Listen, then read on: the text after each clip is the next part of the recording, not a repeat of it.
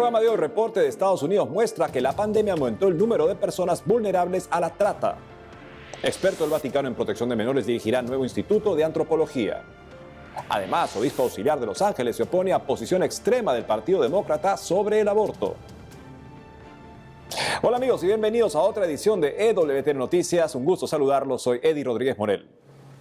Empezamos el programa con información de los Estados Unidos, donde un reciente reporte señaló que la pandemia del COVID-19 aumentó el número de personas vulnerables a convertirse en víctimas de la trata. Veamos.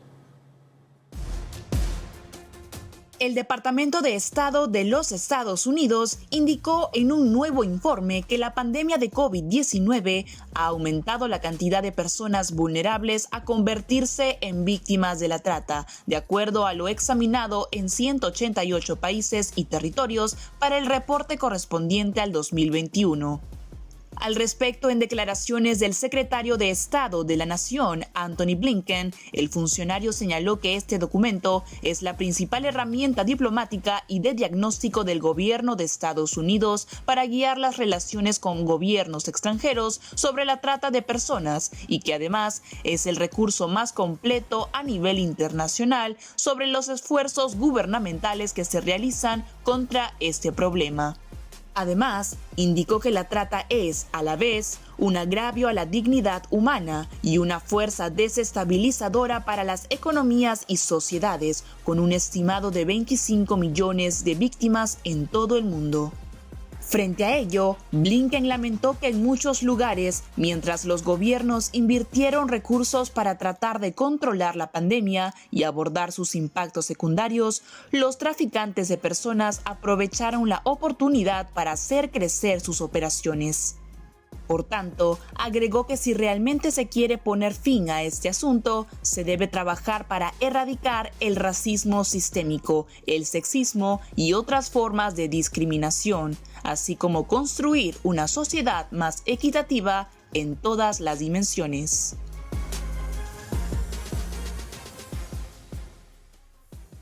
Oremos por los que son víctimas de la trata de personas. Continuando con las noticias, les comentamos que un experto del Vaticano en protección de menores dirigirá un nuevo instituto de antropología. Conozcamos los detalles. El sacerdote alemán, teólogo y psicólogo padre Hans Zollner se desempeñará ahora como director de un nuevo instituto de antropología que sucederá al Centro para la Protección de la Infancia en Roma. Como se recuerda, el padre Hans Zollner ha sido presidente de este último organismo de cuidado hacia los menores desde el 2015. Ahora, con este anuncio, el sacerdote jesuita alemán de 54 años comenzará desde el 1 de septiembre un mandato de 3 años como director del Instituto de Antropología, estudios interdisciplinarios sobre dignidad y cuidados humanos, que contará con su propia facultad y ofrecerá licenciaturas y doctorados. En ese contexto, por medio de unas declaraciones a CNA, agencia de noticias en inglés del grupo ASI, el padre Zollner indicó que este cambio creará una entidad académica por derecho propio, la cual ya no dependerá de otras universidades para otorgar títulos. Asimismo, hizo hincapié en que el enfoque principal del instituto seguirá siendo la protección de los niños contra el abuso sexual dentro de las instituciones de la Iglesia Católica, pero subrayó que elegir la antropología como base del programa ofrecerá un mayor alcance posible. Finalmente, es preciso mencionar que el nombramiento del padre Zollner como director para este nuevo Instituto de Antropología fue confirmado por la Congregación Vaticana para la Educación Católica y aprobado por el Superior General de los Jesuitas, el padre Arturo Sosa.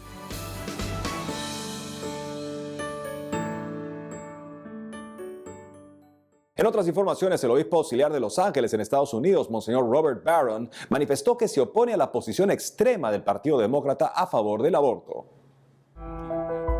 En un videomensaje, el obispo auxiliar de Los Ángeles, Monseñor Robert Barron, criticó la posición extrema del Partido Demócrata sobre el aborto cuando se niegan a dialogar en torno a esta práctica o apoyar restricciones de cualquier tipo. En la grabación, el prelado inició preguntando a los políticos pro aborto si realmente se puede dialogar con ellos. De acuerdo a las palabras de Monseñor Barron, si los políticos ni siquiera pueden aceptar proteger la vida de un bebé que se retuerce encima de la mesa después de haber sobrevivido a un procedimiento de aborto, ¿de qué se está dialogando exactamente?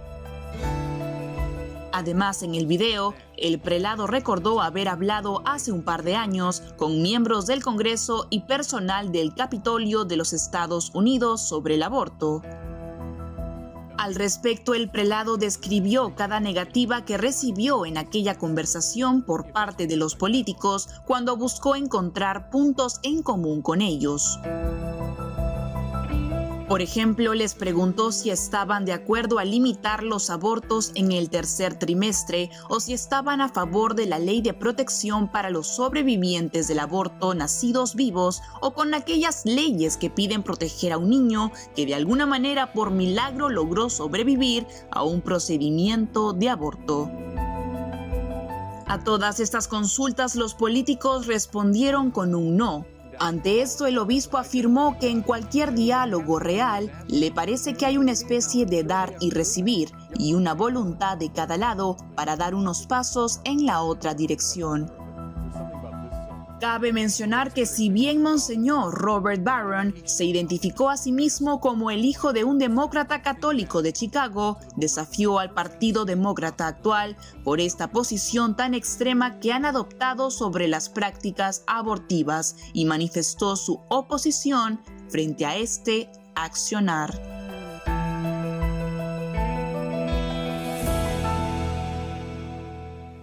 Siguiendo con más noticias, hace unos días el Comité Pro Vida de Honduras realizó el primer congreso virtual Escudo contra el Aborto, un evento gratuito que informó los pasos que permitieron una reforma constitucional para proteger la vida desde la concepción en el país. Para contarnos todos los detalles sobre este importante evento está conectada con nosotros Marta Lorena Alvarado de Casco, fundadora del Comité Pro Vida de Honduras. Marta, bienvenida a WTN Noticias. Sí, bueno, un saludo a todos. Muchísimas gracias, Eddie, por darnos la oportunidad. Bueno, este congreso nace especialmente para reconocer la gesta maravillosa de la reforma constitucional de Honduras, en la cual queda blindado el derecho a la vida y condenado el aborto como un delito. Fue algo extraordinario porque para un cambio constitucional de esta magnitud se necesitan 3/4 partes de los votos del legislativo y se lograron. Al respecto, ¿qué temas son los que abordaron en este congreso y quiénes fueron algunos de los ponentes que participaron en él? Bueno, logramos la participación de 3 diputados de distintos partidos políticos y de oposición. El diputado Tomás Zambrano es el secretario del Congreso actualmente y fue quien presidió la comisión de dictamen del proyecto de ley que fue introducido por otro diputado de su partido, Mario Pérez. Él fue el que lideró pues toda esta conquista de votos y el cabildeo dentro de todos los partidos.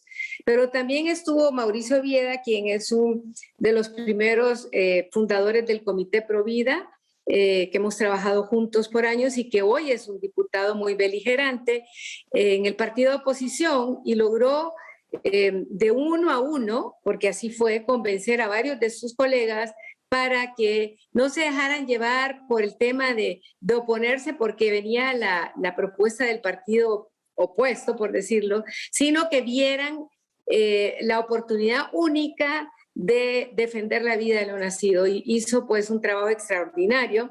También tuvimos a un diputado de un partido minoritario en cuyo partido iba en contra del aborto, pero él por sus principios decidió representar y decía él, a sus votantes, porque sus votantes sí son pro vida, tomar una postura heroica, fue perseguido, amenazado, en fin, y votó a favor de la vida. Cada voto que se logró en ese momento era por decir un voto de oro y el cabildeo lo hizo muy bien Tomás Zambrano y la respuesta de los diputados fue extraordinaria. Un ejemplo queremos dar a la América Latina de que cuando los parlamentarios están comprometidos y enterados de todas las posibilidades que tiene el Parlamento, es posible dar un paso tan trascendente como este. Finalmente, Marta, ¿qué mensaje le darías a aquellos pro vida que continúan luchando en diversos países para proteger también la vida del no nacido desde la concepción? Bueno, yo diría que lo que más nos puede minimizar o desalentar es el temor o ver que las cosas no van saliendo de inmediato. Yo podría decirles que nosotros tenemos casi 40 años de estar luchando por la vida y que este hito, después de años, no somos tantos como sabemos que en cada país somos pocos, pero la verdad nuestra es tan fuerte, tan arrolladora y la ciencia lo está apoyando cada vez más, que no dejemos de dar esa última mía, ese último spleen, esa última moneda, porque a veces es ahí donde nos cansamos. Tenemos que seguir haciendo el cabildeo con nuestros políticos, votar por ellos, escoger, meterse en política y buscar pues que nuestros países custodien nuestra civilización, que es una civilización judio-cristiana, sobre todo en los países de América Latina, donde somos, como por decirlo así, la reserva moral en este campo. Marta Lorena Alvarado de Casco, fundadora del Comité Pro Vida de Honduras. Gracias por habernos acompañado hoy en EWTN Noticias. Bueno, muchísimas gracias y los felicito siempre por estar atentos a lo que está pasando en nuestros países. Y gracias, Eddie, por esta oportunidad. Gracias. Gracias a ti, Marta. Amigos, tenemos que hacer una pausa, pero al volver, Fundación Pontificia alerta que la comunidad cristiana más grande de Oriente Medio está en peligro. Por otro lado, el arzobispo en México recuerda que la palabra de Dios es tan importante como el alimento cotidiano. Ya volvemos con más información en EWTN Noticias.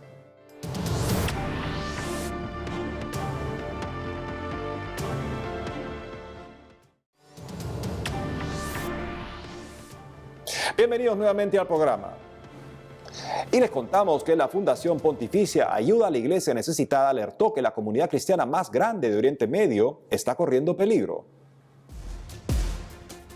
La Fundación Pontificia Ayuda a la Iglesia Necesitada alertó que la crisis económica y política en el Líbano se ha profundizado y que eso ha puesto en peligro a los cristianos de esta localidad. Por medio de un comunicado, el organismo señaló que la moneda libanés se ha devaluado a un mínimo histórico de 17.000 por dólar, llegando a perder un 90% de su valor desde que comenzó una crisis económica en 2019.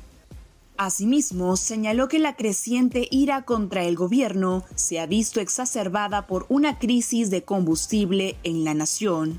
Por su parte, la directora de proyectos de la Fundación Internacional de Ayuda, Regina Lynch, indicó que a lo largo de los años se ha visto un aumento del extremismo en otros países, pero destacó que el Líbano siempre ha sido un lugar donde cristianos y musulmanes podían vivir, educarse y trabajar juntos, y que por tanto les gustaría que esto continúe.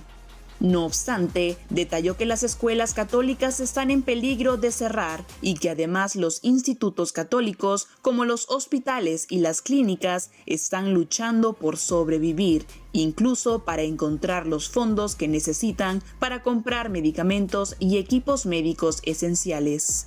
Cabe mencionar que durante la presentación sobre las actividades anuales de ayuda a la Iglesia necesitada, el sacerdote de la Arquidiócesis Maronita de Beirut, Padre Yad Shlouk, subrayó la necesidad e importancia de que el Líbano reciba apoyo internacional y ayuda humanitaria brindada para todo su pueblo.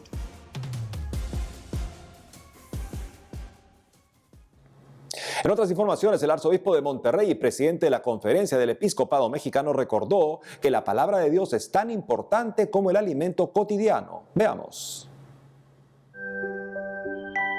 El arzobispo de Monterrey y presidente de la Conferencia del Episcopado Mexicano, Monseñor Rogelio Cabrera López, aseguró hace poco que la palabra de Dios es tan importante como el alimento cotidiano, ya que con ella nuestra vida se fortalecerá y nuestras palabras tendrán un sólido fundamento al ser expresadas. Al respecto, el prelado recordó cuán importante es el valor dado a la palabra empeñada y resaltó que Dios mismo es el claro ejemplo de aquel que da cumplimiento de su palabra, de modo que en Cristo su Hijo encontramos la plena realización de esta. En ese sentido, Monseñor Cabrera indicó que es necesario que nosotros, como cristianos, fieles seguidores de las enseñanzas del Hijo de Dios, quien es la palabra encarnada, no olvidemos el valor que reviste también nuestra palabra, la cual, junto al testimonio coherente, dará credibilidad a nuestra vida, y advirtió que quien no sea capaz de asumir su responsabilidad frente a lo que dice, terminará siendo una persona no digna de confianza.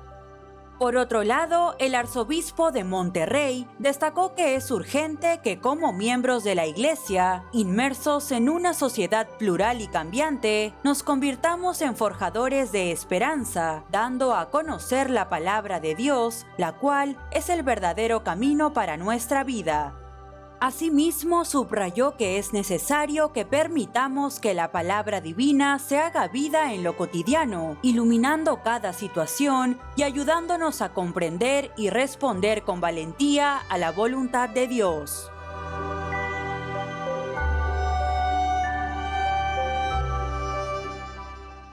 Y una diócesis mexicana lanzó un sitio web y una aplicación móvil a poco más de un año de ser elevada de prelatura a diócesis por el Papa Francisco. Conozcamos los detalles. A poco más de un año de ser elevada de prelatura a diócesis por el Papa Francisco, la diócesis de Cancún-Chetumal, en el sureste mexicano, anunció a través de una conferencia de prensa el lanzamiento de su sitio web y de una aplicación móvil. En este contexto, la diócesis mexicana destacó el crecimiento que ha tenido desde que fue fundada como prelatura territorial en 1970. Asimismo, subrayó que la esencia de su sitio web, www.diocesiscancunchetumal.org, se pensó de una manera más visual y de fácil acceso a la información. En dicha página se podrá encontrar el mensaje del obispo de Cancún, Chetumal, Monseñor Pedro Pablo Elizondo Cárdenas, los horarios de las misas en la diócesis, una sección sobre la protección al menor, entre otros ítems. Por otro lado, la aplicación incluye la Biblia, la liturgia de las horas, el misal y un directorio. Además, en la aplicación habrá una sección especial llamada En Vivo, en la que los fieles podrán sumarse a actividades como el rezo del Santo Rosario, la Hora Santa, entre otras. Finalmente, la diócesis de Cancún-Chetumal enfatizó que se encuentra a la espera de que estos cambios puedan contribuir a la consolidación de la Iglesia Católica. Es preciso mencionar que la aplicación está disponible tanto para iOS, iPhone o iPad y en Google Play para dispositivos Android.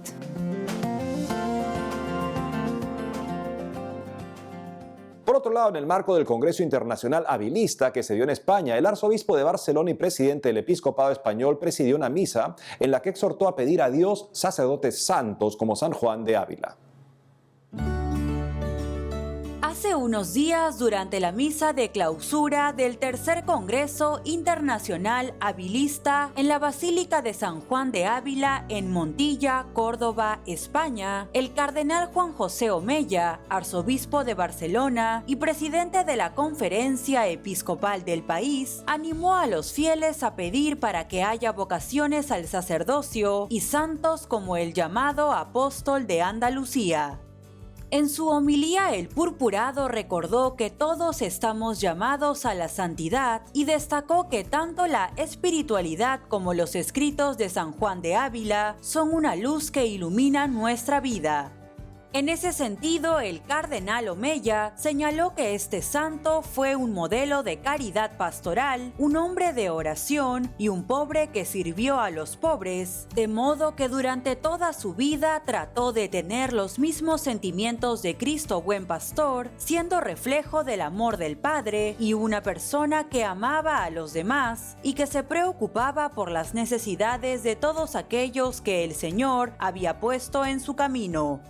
Ante esto, animó a los presbíteros a seguir su enseñanza y a continuar dando testimonio de Jesucristo con la verdad, pese a las acusaciones o momentos de dificultad que viva la Iglesia.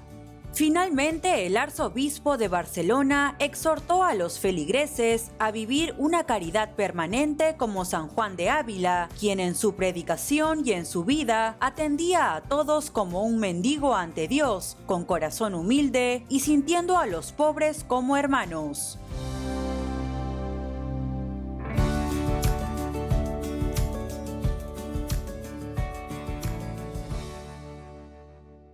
En el siguiente informe conozcamos cómo la diócesis de Lurín, en Perú, logró una meritoria hazaña al gestionar 8 plantas de oxígeno medicinal para enfermos de COVID-19. Recientemente, la diócesis de Lurín, en el departamento de Lima, en Perú, compartió a través de un video el camino, trabajo y esfuerzo que, sumado a la providencia de Dios, le ha permitido gestionar 8 plantas de oxígeno medicinal para enfermos de COVID-19 que no cuentan con recursos económicos. En ese sentido, en la pieza audiovisual, el padre Omar Sánchez Portillo, secretario general de Cáritas Lurín, manifestó que la primera planta de oxígeno se instaló en noviembre de 2020 gracias a la colaboración de donantes regulares. Asimismo, indicó que la segunda planta se financió de la misma forma, mientras que la tercera nació de una colecta pública realizada por Cáritas Lurín y la Asociación de las Bienaventuranzas, entidad que él dirige y que a lo largo de esta pandemia ha venido ayudando a las personas más necesitadas. En cuanto a la cuarta planta de oxígeno medicinal en la diócesis, el presbítero informó que fue donada por la empresa Ernst & Young y detalló que la quinta se gestionó con el apoyo de la asociación UNASEM, la cual fue ubicada en el distrito de San Juan de Miraflores. Luego, el padre Omar señaló que gracias a la ayuda de la empresa privada y la donación de los fieles, se logró conseguir la sexta y séptima planta. Por último, informó que la octava planta de oxígeno pronto será una realidad gracias a la recaudación de fondos de la comunidad parroquial de la Iglesia San Martín de la Misericordia de San Juan de Miraflores.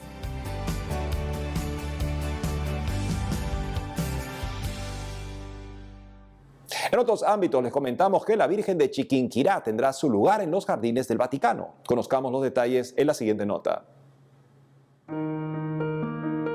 Una réplica de Nuestra Señora del Rosario de Chiquinquirá será entronizada en los jardines del Vaticano el próximo 9 de julio, en conmemoración de los 102 años de la coronación canónica de la patrona de Colombia. En un comunicado, los frailes dominicos de la provincia de San Luis Bertrán de Colombia, custodios del lienzo de la advocación mariana, indicaron que la gestión diplomática fue realizada por la embajada del país ante la Santa Sede, quienes enviaron la invitación al gobernatorato del Estado de Ciudad del Vaticano para poder entronizar la imagen de la reina y patrona de los colombianos. Al respecto, los frailes mencionaron que este gesto es un signo que llama a trabajar en comunión por el bienestar y la justicia social que Colombia clama a gritos, en especial en estos tiempos donde el país atraviesa una serie de acontecimientos sociales que ponen en crisis la estabilidad política, el modelo económico y el futuro de las instituciones, y por los que el mismo Papa Francisco ha invitado a orar. En esta línea, los frailes dominicos invitaron a todos los fieles devotos de la Virgen de Chiquinquirá a sumarse a este acto conmemorativo que involucra a todos como hijos de esta patria. Además, contaron que la imagen que reposará en el Vaticano y que fue financiada por los frailes dominicos es una obra realizada en Verona, Italia, mediante la técnica tradicional de micromosaico, que consiste en ensamblar pequeñas piezas, cada una cortada a mano, de materiales como mármol, piedra o vidrio. Cabe mencionar que la ceremonia de develación de la imagen se realizará a las 11 de la mañana, hora de Colombia, y será transmitida por Cristovisión, RCN Televisión, Basílica de Chiquinquirá y la red de canales católicos de Colombia.